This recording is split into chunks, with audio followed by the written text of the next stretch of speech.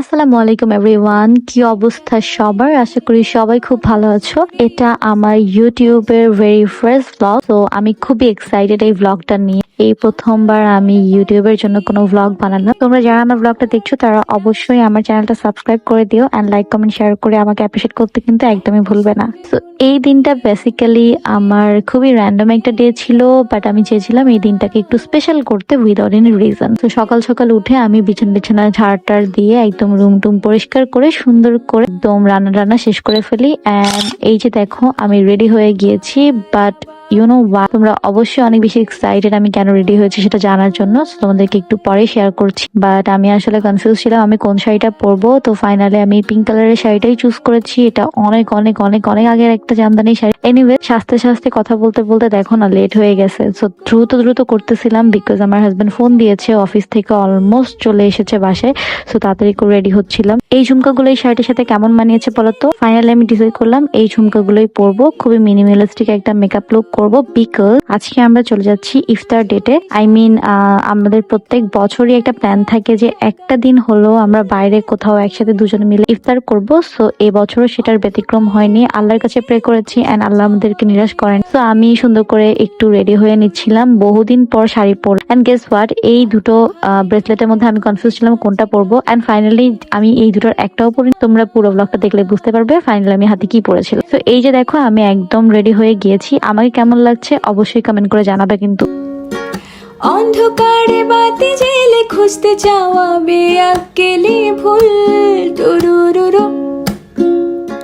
অনেক তাড়াহুড়ো করে নিচে নামতেছিলাম বিকজ আমার হাজবেন্ড নিচে এসে দাঁড়ায় আছে অফিস থেকে। সো ও আমাকে পিক করবে, তারপর আমরা চলে যাব ইফতার করতে। আমাদের প্লেস ইফতার কোথায় করবো সেটা আগে থেকে সিলেক্ট করা ছিল, বাট ওইখানে অ্যাটলিস্ট 2 ঘন্টা আগে আমাদেরকে যেতে বলেছে। দুজন মানুষের জন্য রিজার্ভেশনের কোনো সিস্টেম নেই। সো আমাদেরকে বলেছিল যে আমরা যাতে অ্যাটলিস্ট 4:30টার মধ্যে ওই জায়গাটা থাকি।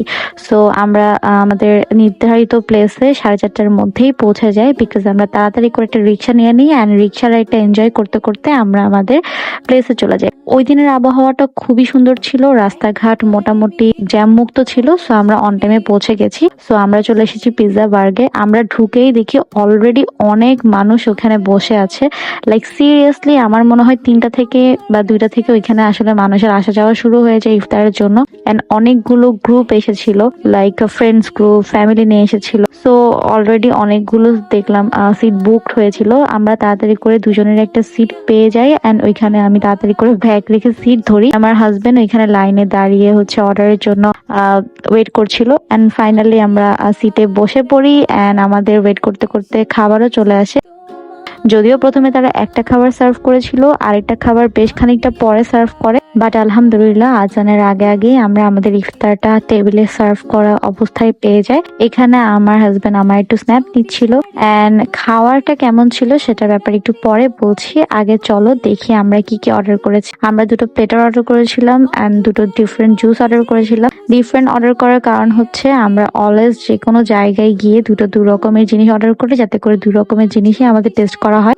খাওয়ারের কথা বলতে হলে বলতে হবে আলহামদুলিল্লাহ, আল্লাহ যা খাইয়েছে আলহামদুলিল্লাহ। বাট অনেস্ট রিভিউ দিতে গেলে বলা যায় যে খাওয়ার যতটা এক্সপেকটেশন নিয়ে গিয়েছিলাম ততটা এক্সপেকটেশন ফুলফিল হয়নি। বাট খাওয়ার খুব একটা খারাপ ছিল না, অ্যাভারেজ ছিল। নিচে নামতে গিয়ে হঠাৎ করে এরকম সুন্দর লাইটিং দেখে আমি একটু স্ন্যাপ নিয়ে নিলাম এন্ড এরপর নিচে গিয়ে আমরা দুজনে 2 কাপ চা খেলাম। আমি দুধ চা খেলাম এন্ড আমার হাজবেন্ড রং চা খেলো।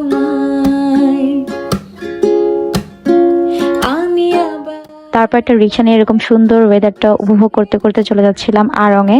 চুপি সারে খুব গোপনে খাম খেয়ালে রাত্রি জাগা ফুল তুরুরুরু। অন্ধকারে বাতি জেলে খুঁজতে যাওয়া বেয়াক্কেলি ভুল টুরুরুরু। চুপি সারে খুব গোপনে খাম খেয়ালে রাত্রি জাগা ফুল তুরুরুরু।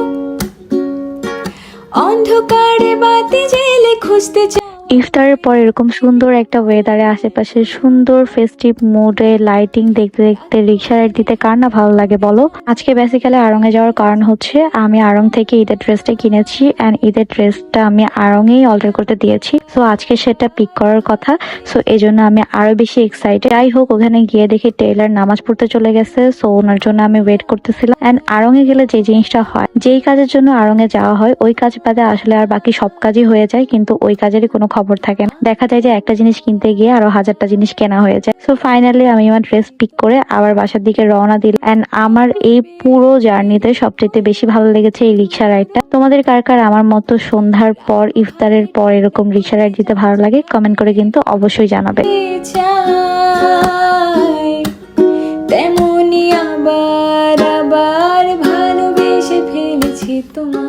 অবশেষে বাসায় চলে আসলাম। সো তোমাদের কাছে আমার এই শর্ট মিনি ইফতার ব্লগ কেমন লেগেছে আমাকে অবশ্যই কমেন্ট করে জানাবে। যেহেতু এটা আমার ফার্স্ট ব্লগ, অনেক ভুল ত্রুটি থাকতে পারে, সেটাও কিন্তু কমেন্ট করে জানাবে। And obviously don't forget to subscribe my channel. Okay, bye.